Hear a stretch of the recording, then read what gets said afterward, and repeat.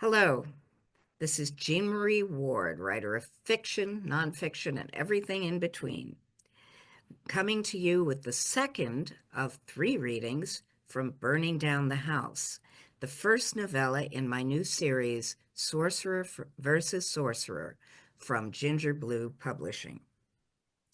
We're picking up the story of Burning Down the House directly after Eddie Woodhouse has paid for his magical supplies in a little shop off of Ocean Avenue in Brooklyn. Eddie is also thinking about some information that he has stumbled over. And if you knew Eddie, you know that this is a terrifying prospect. Burning Down the House, Part 2. Eddie counted out the bills. Brooklyn markups being less than Manhattan's notwithstanding, it was highway robbery, the box most of all. He knew for a fact that the proprietor had bought a container load for a C-note when the local mom-and-pop funeral home sold to one of those big conglomerates. But you don't haggle over magical materials you plan to use yourself. Besides, he had bigger fish to fry. Eddie played the odds. It's how he paid the rent. He considered the facts. Multiple fires in a well-to-do neighborhood favored by Brooklyn College professors with tenure and a second income. We're talking people who, a certain shop owner's opinion to the contrary, wouldn't put up with faulty wiring and might fry their fancy electronics. The kind of people who'd get a treatment for a family member with an arson habit, if only to keep the neighbors and the local preservation society off their backs. But the fires kept burning. Throw in what he knew about the life stages of the talented, those magically gifted humans that some people called sorcerers, and Eddie would bet the lease on his rent-controlled West Side apartment, the most precious thing he owned, magical items included, that he was looking at the death throes of a very old magus. He bet he knew the magus, too. Henderson Christopher, retired archaeologist and professor of ancient religions, who had a lot more letters than PhD trailing behind his name. In addition to a 30-year-old TV show about the gods of Egypt and Mesopotamia still making the rounds of high school history classes, Christopher had been a guest lecturer at the American Thaumaturgical University in West Windsor, New Jersey, when Eddie was studying for his master's. Eddie sat in on 3 of his talks. He would have attended the rest except for that unfortunate occurrence during the oral defense of his thesis. He pushed that thought aside. The point was, Christopher was old enough. He'd already outlived 2 normie identities and was midway through his third when Eddie ran into him. From Magus, he didn't have a lot of imagination. He always called himself Christopher Henderson or Henderson Christopher. It made it easy to keep track of him.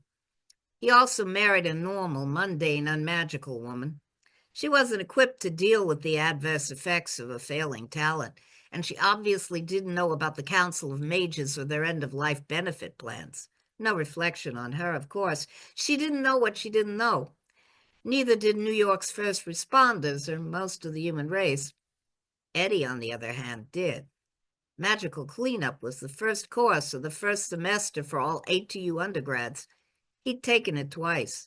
Not because he failed, you understand. It was on account of a clerical error. He earned a solid C and scored even better in magical cover-up the next semester, which meant he had a solemn obligation to help Mrs. Christopher in her hour of need. The chance to do it before word got around to the larger magical community, who were guaranteed to swoop down like vultures and make off with anything magical in the house, was just the icing on the cake he got to lick on account of he was doing the right thing.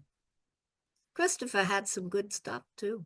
He worked on archaeological digs all over the Middle East, including the tomb of that queen in Ur. There was no telling what kind of occult artifacts he'd squirreled away over the years. Literally no telling. Not on his show or to his colleagues. People had gotten real fussy about cultural appropriation since the professor left the field and started teaching norms. Eddie had every intention of unearthing the old guy's secrets. Entirely in the course of helping his wife, you understand. Christopher hadn't clued her into the magical side of his personality, or they wouldn't need the fire trucks. Who knew what could happen if she got her hands on his artifacts or sold them to some unscrupulous dealer? That wouldn't be right. Eddie was going to help her. He deserved his shot. He just had to get there first before anyone else figured out what was going on. He glanced at the shop owner, who might or might not be a talent. This called for serious stealth. He strolled out of the shop like the only thing on his mind was a fat ham on rye. Inside the corner deli, he tipped a waiter to let him out the back. A couple turns through stinking dumpster-lined alleys later, he headed north on another numbered street. The shop's security cameras couldn't track him there. He wasn't sure if the shop owner, who might or might not be a talent, used drones for security, so he checked just to make sure. The faded July sky was clear. The steaminess was all on the street.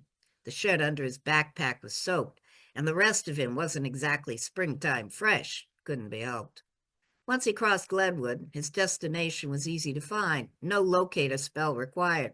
He just followed the smoke to a street blocked by a ladder truck and a bunch of neighbors shouting questions nobody answered.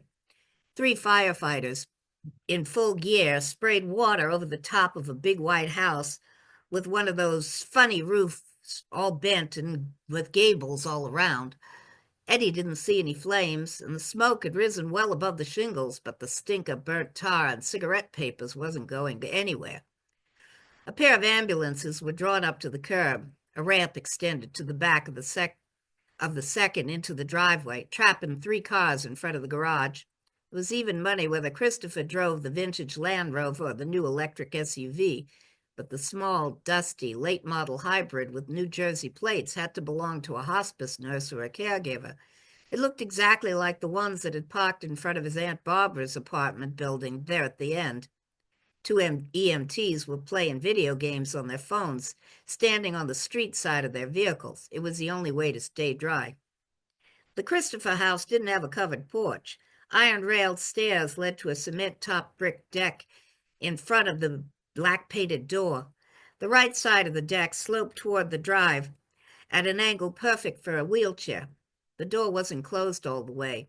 The idea of walking in like he owned the place was tempting, but Eddie knew better. No matter how many no-see-me spells he threw over himself, somebody was sure to notice when the door moved. Fortunately, the big old houses like this had lots of ways in. He sidled behind some gawkers so nobody would notice when he disappeared. "You won't see me," he whispered, and they didn't. The Beatles were oldies in his parents' day, but like his cover-up professor always said, their titles made great cantrips.